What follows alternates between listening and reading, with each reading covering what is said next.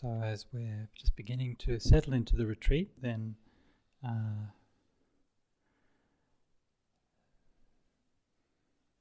usually for the first day or two we have a lot of the memories and thoughts which are connected with the world outside, with the life that we've just left behind.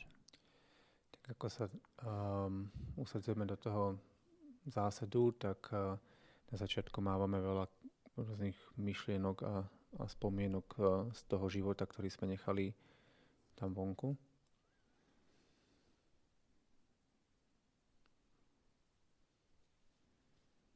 And I'm sure everybody has things that they are preoccupied with. A určite máte všetci nejaké veci, ktoré vás zamestnávajú. And sometimes we look at people living a more simple life and we feel very envious of that. A niekedy sa pozeráme na ľudí, ktorí žijú taký jednoduchší život a takým spôsobom, že im trochu závidíme. Because our minds are full of Facebook and advertisements and television and traffic and stresses and bill paying and all of those things which our modern life has given us. Pretože naše mysle sú plné Facebooku a reklám a zápch v mestách a platení účtov a rôznych iných vecí, ktoré nám dáva tento moderný život. But everybody has their own things. Ale každý má niečo. When I lived in Thailand, I stayed in one of the most remote areas of Thailand, right on the Mekong River on the border of Laos. Keď som býval v Thajsku, tak som prebýval teda pri jednej rieke. And I remember we asked one of the lay women in the village, she used to come to the monastery every week to meditate, and we asked her how her meditation was going. Tak sme sa jednej dedinčanky, ktorá pravidelne chodila meditovať do kláštora, sme sa jej spýtali, ako sa jej teda darí, aká je jej meditácia. And she said, I can't stop thinking about my water buffalo. A ona povedala, neviem sa zbaviť myšlienok na môjho vodného býka, buvola. So wherever you go, there'll be something. Takže kdekoľvek pôjdete, niečo tam bude vás zaneprázdňovať. And the great German scholar Max Müller once said that it's difficult in our modern age with fast travel and rapid communications to reach the same peace of mind that was realized by the Indian sages of old. A jeden veľký nemecký mudrec Max Müller povedal, že je veľmi ťažké v modernej dobe, ktorá je taká rýchla, má taký rýchly komunikáciu a tú techniku, dosiahnuť taký kľud mysle, akým sa podarilo dosiahnuť tým starodávnym mudrcom začias Budhu v Indii. And I think we can all agree that that's true. A s tým asi pravdepodobne všetci súhlasíme, že to je pravda. Of course, Max Müller was writing that in the 1880s. A toto Max Müller napísal v roku 1880.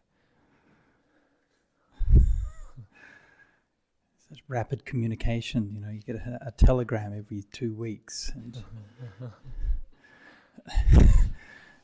the speed of those steam locomotives there, just so distracting. Mali vtedy teda veľmi rýchlu komunikáciu. Telegram išiel 2 týždne a tie parníky išli tak rýchlo, že si ani človek nevie predstaviť. So how are we supposed to live and how are we supposed to practice because there's just so many things in the world?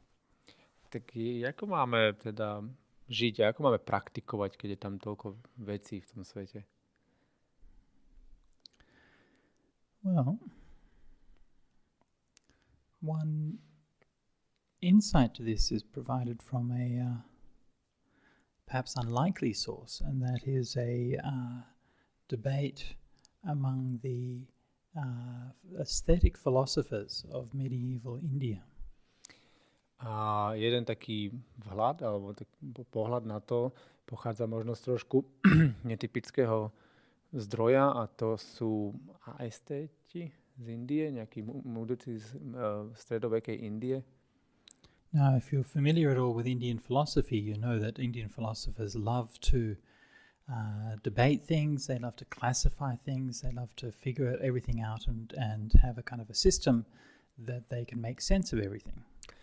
Neviem, ako poznáte indických filozofov, ale indickí filozofovia sú známi tým, že radi diskutujú a rozvíjajú určité systémy a také ako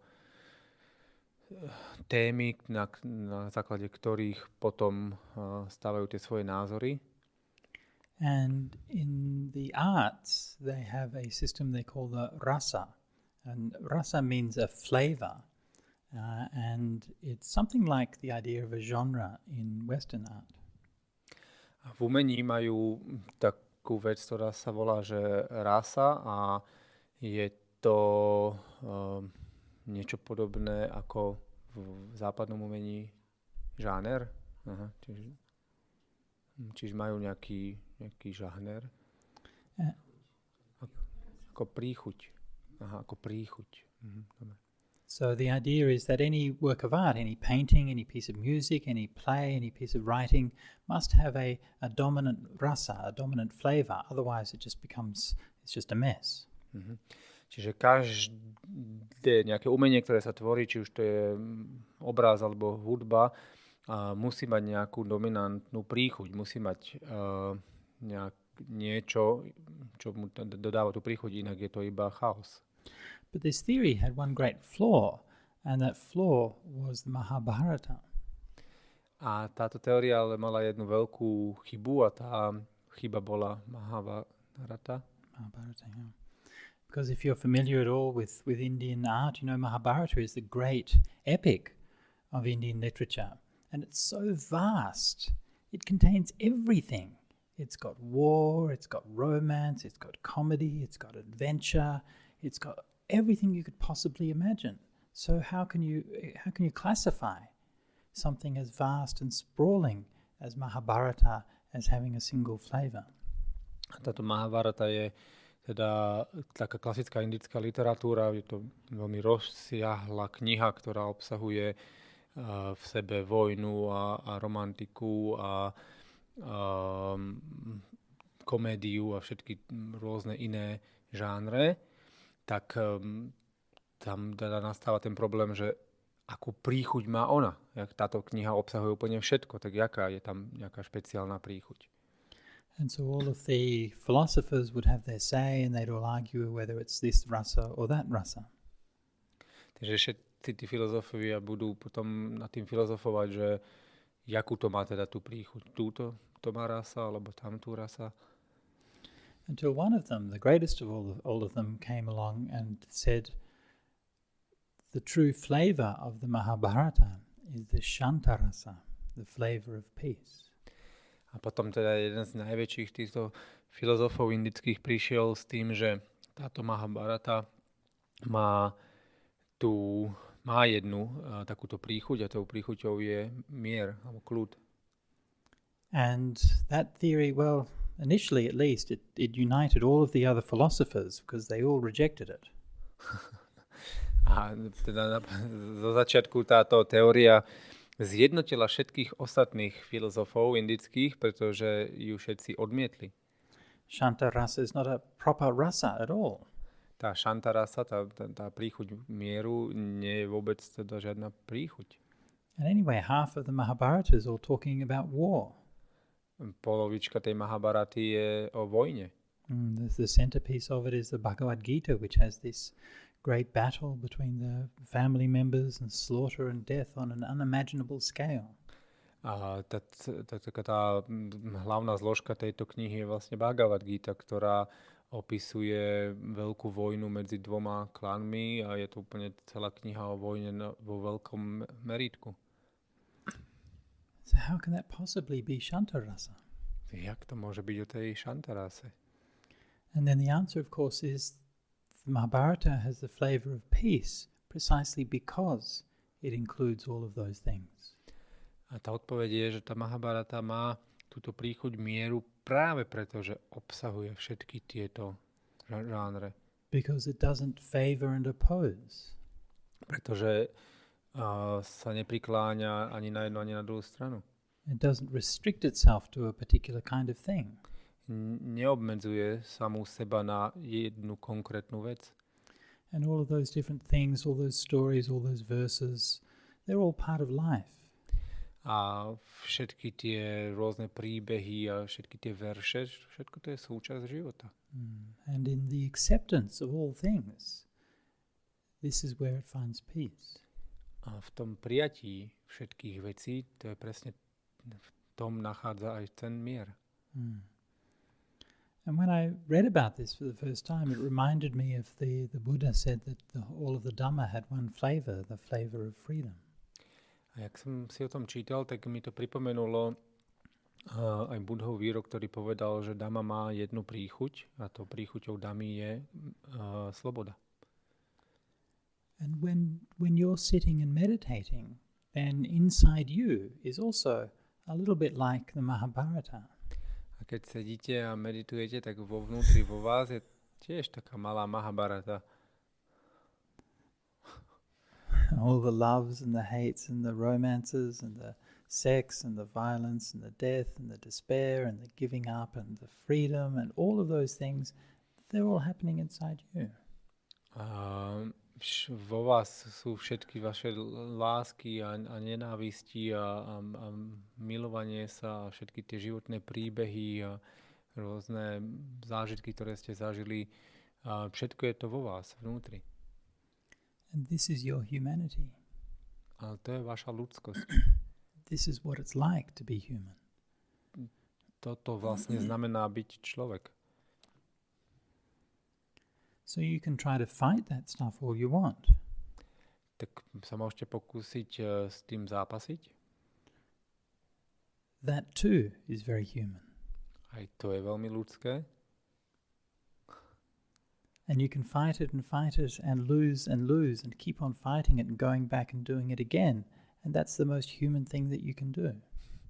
A môžete teda s tým bojovať a prehrávať a bojovať a prehrávať a stále sa snažiť to vyhrať. A ono je to vlastne tá najľudskejšia vec, akú väčšinou robíme. Alebo môžete robiť. Or you could accept it and make peace with it. Alebo to môžete prijať a byť s tým v miery. And perhaps the peace that you find in meditation doesn't come from the peace of getting rid of the things that you don't want, but it comes from accepting the fact that it's your wanting and not wanting things that's the cause of the problem. A možno v meditácii si môžete uvedomiť, že namiesto toho zdávania sa tých vecí a stále akože nechávanie tých vecí sa to dá všetko len prijať, že vlastne ten náš kľud alebo nekľud pramení z toho nášho odporu alebo z toho nášho neprijania vecí takých, aké sú. So whatever is happening inside yourself is just nature. Všetko, čo sa deje vo vnútri vo vás, je prirodzené. So what I would like to suggest for today is that when you're practicing to become more aware of all of those things that are happening inside you. Takže na čo by som sa chcel zamerať dnes je, že pokiaľ počas tej dnešnej praxe sa zamerajte na všetky tieto procesy, ktoré sa vo vás dejú. So yesterday I emphasized on mindfulness of the body and to come back and keep grounding yourself in awareness of your physical posture and the physical sensations. Čiže včera som vám odporúčil sa tak ukotviť v tele a zamerať tú pozornosť na tie fyzické vnemy a na ten celkový postoj tela. Actually, if we were doing this properly, that would probably be like a couple of years to do that bit. A ak by ste to vlastne chceli urobiť úplne poriadne, tak by to asi trvalo pár rokov. But since we don't have a couple of years, we will move a little bit quicker. Ale keďže nemáme týchto pár rokov, tak sa pohneme trošku rýchlejšie. But don't forget that. I'm not saying to leave that behind. Don't still ground yourself on the mindfulness of the body. Ale nezabúdajme na to. Stále sa môžete ukotvovať tú svoju všímavosť v tele. But as your mindfulness becomes clearer, you can also begin to recognize more what's going on in your mind. Ale jak sa tá všímavosť vyčisťuje, tak sa začnú objavovať aj veci v mysli. And what are the emotions that you're carrying? Jaké emócie si nesieme? What kinds of thoughts are you having? Jaké druhy myšlienok máme? What kinds of things does your mind turn to? What are you interested in? Kam sa vaša myseľ zameriava? Čo vás zaujíma?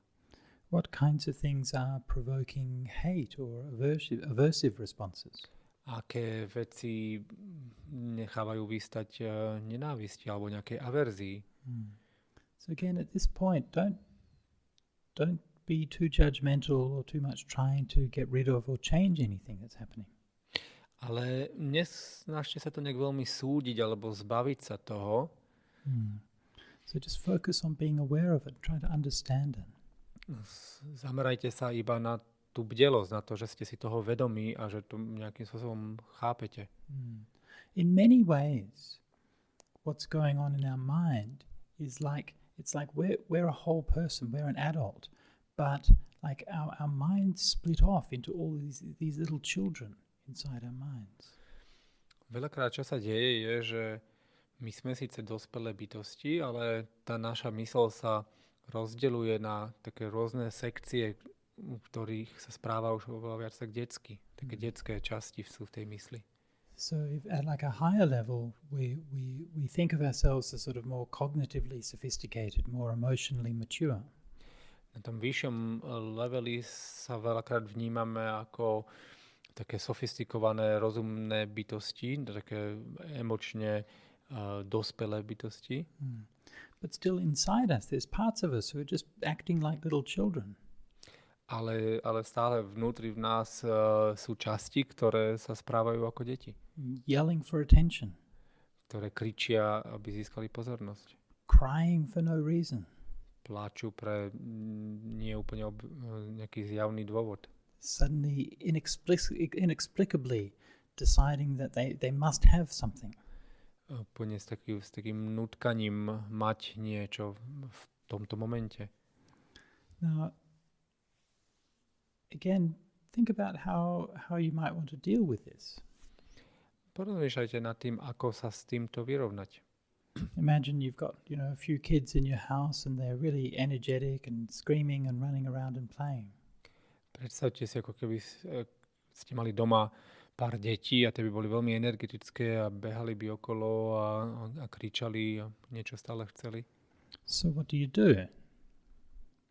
Čo by ste vtedy spravili?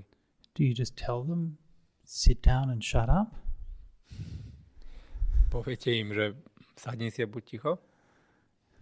Well, it might work for 30 seconds, but it's not really a viable strategy for the long run. Možno to bude fungovať nejakých 30 sekúnd, ale nie je to veľmi udržateľná stratégia na dlhú dobu. But if you can take those same kids out into the park or into the playground, and then you can tell them, run around all you like. A keby ste tie isté deti zobrali von do nejakého parku alebo na ihrisko, tak tam im môžete povedať, že behajte koľko len chcete. And the same kids running around making the same noise in a park or a playground is delightful. A to isté dieťa, ktoré robí taký istý hluk a takisto behá v tom parku, je zrazu už akože príjemný pohľad. And the same thing that was really annoying when it was in our house or apartment is really lovely when they're in the right environment. Tá istá vec bola v tom byte alebo dome veľmi taká nepríjemná, ale v inom prostredí je to zrazu príjemná vec. You'll find that the same thing happens in your mind. Toto isté sa môže stať aj vo vašej mysli. If you stop trying to control the mind, stopping the thoughts, keeping everything repressed. Pokiaľ prestaneme sa snažiť kontrolovať mysel a zastavovať myšlienky a potláčať ich nejakým spôsobom, And instead, if you open your heart, make your heart broad and wide, then all of those things that were happening, suddenly you can see them, but they don't bother you anymore. Pokiaľ sa vám podarí otvoriť si srdce, tak všetky tie veci uvidíte, budú sa naďalej diať, ale už vás nebudú obťažovať. Actually, you can learn from them because they're a part of who you are. A dokonca sa z nich môžete niečo naučiť, lebo sú súčasťou vás samých. The Buddha said, make your heart as broad as the earth. Buddha povedal, spravte svoje srdce tak široké, ako je široká zem. And if someone comes along with a spade and a bucket and they try to make the earth go away, dig it up and try to get rid of it, they completely fail. No, keby niekto prišiel s rýlom a kyblom a snažil sa akože odkopať všetku tú zem a zbaviť sa jej, tak by evidentne zlyhal. The earth doesn't care. Zemi na tom nezáleží. It's such a small thing. Na takej malej veci. So the same thing, if you make your heart very, very broad, very wide, very expansive, then any of these thoughts and things come into it. You see them for what they are. Actually, these thoughts are just very small things. They just come and they go. They're passing. They don't matter all that much. No, keby bolo vaše srdce také široké ako tá zem, tak všetky tie myšlienky alebo tie rôzne veci, ktoré sa tam dejú, budú také maličké, bezvýznamné ako ten človek s tým kýblikom a proste nebude na nich až tak veľmi záležať, nebudú mať až takú váhu. And the memories will come and go. Tie spomienky prídu a odídu. And the moods will come and go. Nálady prídu a odídu. And all the different experiences you feel in your body, they will all come and go. A všetky rôzne tie zážitky, ktoré máme v tele, prídu a odídu. And in their passing, there's peace and there's happiness. A v tomto odchádzaní je kľud a šťastie. So that's enough for this morning. So I'll leave you with that to practice on for today.